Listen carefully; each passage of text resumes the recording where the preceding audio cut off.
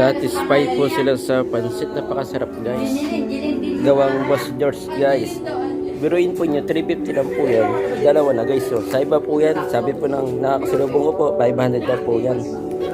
Hindi ba daw gaanong kadami. Kay Boss George, sila na po bahala sa mga lulutuin, pipick upin nyo lang guys. Wala po kami binili po nyo kahit ano po guys ha.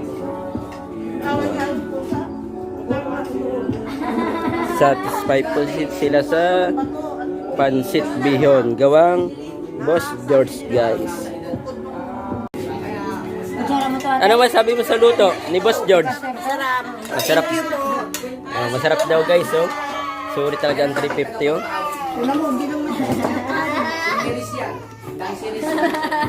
Sulit na sulit guys.